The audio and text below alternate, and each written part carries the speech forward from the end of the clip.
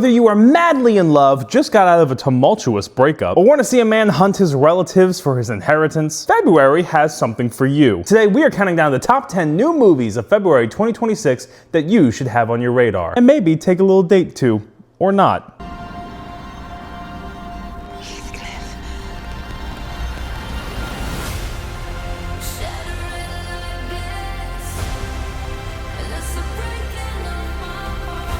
Why did you leave me? Why did you betray your own heart? Oh boy, I need vodka for this one, not coffee. Wuthering Heights feels like it's under a lot of fire. It appears that people are upset that their Penguin classic they read in high school is being forced into this needlessly sexual Saltburn spin-off from the director of Saltburn. That is a debate that, I'll be honest, I can't really comment on because I read one book every 2 years and read at a 4th grade level. But what I can say is that no other romance feels like Wuthering Heights feels. For better or for worse, it's colorful, it's poppy, it's electric, mainly from its soundtrack and its, 2 stars with iPhone faces. It feels like this movie was crafted to take place centuries ago, yet still feel very modern. That could be really cool. That's a unique take. Will Wuthering Heights be a good Valentine's Day movie? I don't know. I really don't. If it's anything like Saltburn, it's gonna get really awkward for just every couple in that theater. I don't know, go ahead, maybe just watch it, but I don't know, on the second date. I never lost a dream to play professional roarball, where the fiercest animals compete in the most dangerous stadium. Ow! That's the 4th mascot this season. But there's only one problem. Small changes ball. You wanna bet? Wish I was a baller. Owned by a goat.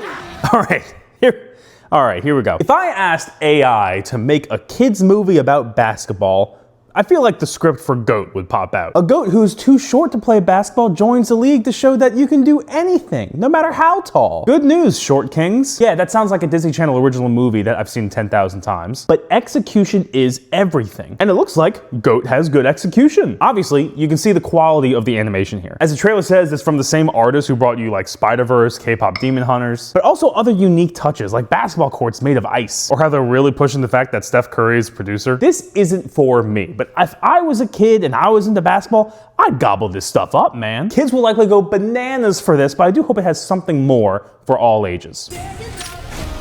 This thing is spreading. Are you kidding me?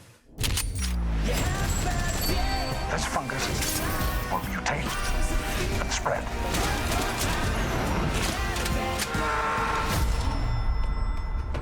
That fucking deer just took the fucking elevator. 2 employees at some sort of science facility let loose upon the world a killer fungus. And now it's up to them and a militarized Liam Neeson to stop the spread before it reaches the rest of the world. The trailer absolutely gives off this fun, gory Zombieland vibe rather than something like, I don't know, Contagion. But I'm down to see Stranger Things' Joe Keery in more things. What else can this kid do? And a green fungus that spreads like mold rather than like zombies do is just different enough to make me interested. I just hope the film can lean into the silliness that's being hinted at in the trailer. Since I think that Zombieland vibe will fit right into February, we need more fun apocalypse films, you know? Where's Fernando? He hasn't been here for weeks. When Fernando comes home, you call me? Call me immediately. How did you find me? Déjalo en paz. I don't think you care what happens to me. Bien, dile que por qué no se busca uno de su edad. I'll never abandon you. Maybe I'll just go back to Mexico. Stop calling me. You think you know me that well? You don't know me at all. If you want your Valentine's Day movies to be like, I don't know, less romantic and more socially striking and gripping, maybe check out Dreams. A wealthy woman falls for a Mexican ballet dancer to almost an obsessive degree. When the guy decides to trek to Mexico for his safety and leave their relationship behind, she goes on a hunt to get him back. And not like in a cute way, more like in a okay, this could be dangerous kind of way. There's no like running to each other in the airport and they hug at the end of the movie. At least that's not what this feels like. This is an obsessive, dangerous, potentially violent line of questioning that she goes on to find him. I like this. I remember a time where it felt like every movie in February was just this heartthrob romance movie, sappy love stories. I love when a movie like Dreams comes out to show us that no, you can be a bit more creative than that, more challenging than that. I want to be a fighter like you. If you hurt her, I'm not going to hurt her until you're here to see it. Let's unmask this fucker. All your friends died for just being near you. Where is my daughter? I'll be honest, I'm a few Scream movies behind everyone else. 5 to be exact. But from what I hear, they just keep putting out banger after banger. As someone who purposefully stays away from spooky movies because he doesn't like ghouls, I'm naturally drawn to spooky movies that involve humans and are also mysteries. There's something else there for me now than just, the ghouls. Call it the Scooby-Doo kid in me, I don't know. But the combination between a mystery flick and a slasher flick is something that I don't think any other franchise is doing. But here you got the Scream franchise that knocks out the park every single time. It's always fun, it's always meta, at least from the 2 that I've seen. If you're up to date on all the Scream films, let me know down in the comments below. What's the vibe on this? How are we feeling going into it? Are you excited? How's this one looking? Start by handing me your phone. So you're a thief.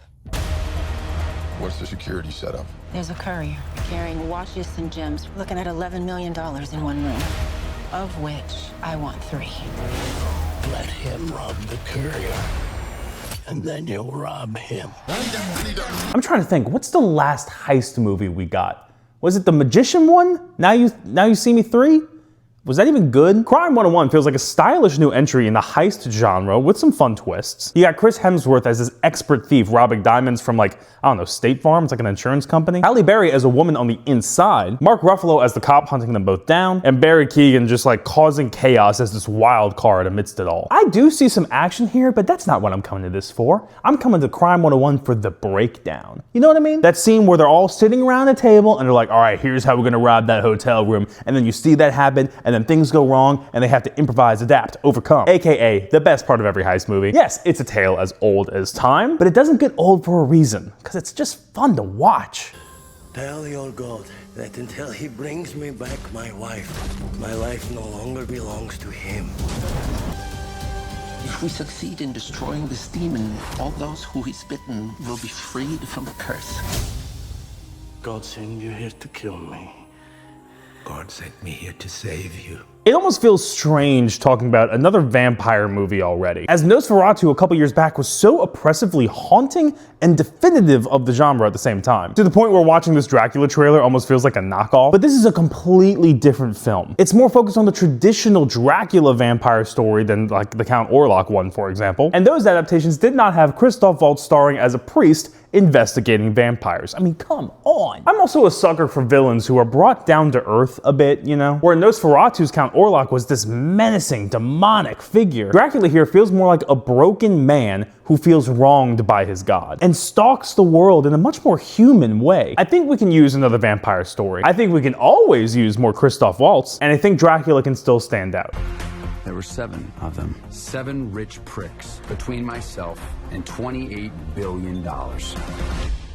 Well, call me when you've killed them all. Who are you? I'm Beckett. Unlike most people, I am not yet tired of seeing Glenn Powell on screen. He's got this swagger that he brings to every line delivery that makes him so addicting to watch. And a movie where he plays a guy killing his extended family that disowned him so that he can get his $28 billion inheritance, it just feels like a playground for him. I also love movies like Kill Bill, Scott Pilgrim, where a character has to overcome a roster of villains. That way, when Glenn Powell drops his uncle off of a boat or whatever, you got 6 more of these guys, 6 more of these entertaining scenes that you get to watch. Not to mention watch him avoid the cops who are absolutely on his trail. It's a really good structure for a movie. It's a really good place for someone like Glenn Powell to flex those charismatic muscles of his. I'm down to see him in this new protagonist anti-villain, more likely villain because he's killing people kind of role. I traveled here today to tell you that things do not go well for you in the future.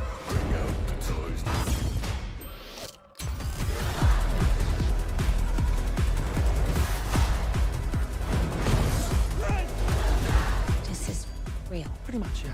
It's gonna be okay. Or it's not, I don't know. A man from the future arrives at the diner to recruit savers of humanity, specifically before the phones glued to our faces turn us into zombies and kill us all or something. Yes, Mom, you were definitely right. It was the damn phone. I've heard that message before, you've heard that message before, but the director of Pirates of the Caribbean is here to show us that getting off that damn phone can make for a fun apocalypse movie. I didn't quite get the robo-apocalypse satisfaction from Y2K recently, so I'm glad to see another stab at that idea. It's like watching Terminator happen in modern day, but instead of Skynet, it's Apple. Look, I think we both know things didn't go too well today. What's going on? She was just here, and then she wasn't. She's the only woman I ever loved. Look, I can't start over again. You have to try. Don't be afraid. Did you kiss her? Oh, Okay. I'm sorry. Okay, like this. It's not a true Valentine's Day without feeling some heartbreak. We've all been there. And if you want to feel some of that wallow, then Solo Mio might just be for you. A man is left at the altar, but still decides to go on his honeymoon. While there, he has to not only learn to deal with his pain, but figure out how to enjoy his life anyway, overcome that pain, and potentially even do the impossible, move on. It helps that this film rests on the shoulders of Kevin James, who's fun enough to watch to make this movie not feel like it's just sad the whole time, because that's absolutely a danger here, but he's entertaining, he's funny, and he can lighten the mood a bit, and he was also mall cop. I mean, come on. So if you're going through a tumultuous breakup or want to learn how to move on and push forward, you always have the shoulder of mall cop to cry on. He's always there for you. Time machine plan. This is going to be the last plan you and I ever have to do. And as far as I'm concerned, Nirvana the band is playing the Rivoli tonight. Okay, watch this. Hold on to your butts.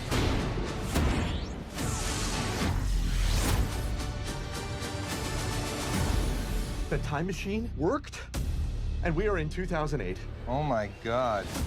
Matt, it's 2008. I told you!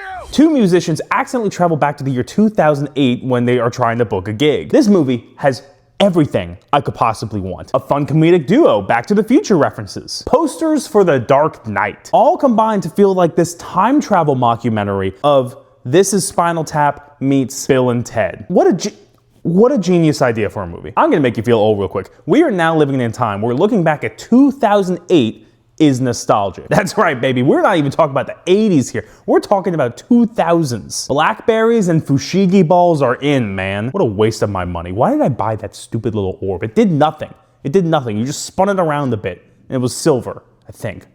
Stupid. Nirvana, the band, the show, the movie, feels like it's gonna be a nostalgia bomb for some and a genius, fresh new comedy for others. And just good all around. So there you have it, a bunch of new movies for February for your first date, second date, or self-date. You gotta remember to date yourself sometimes. So which of these movies are you seeing in February? Any that I missed? Let me know down in the comments below, and for more movie chats like these over a cup of coffee, you know what to do. Like, subscribe, I'll see you next time.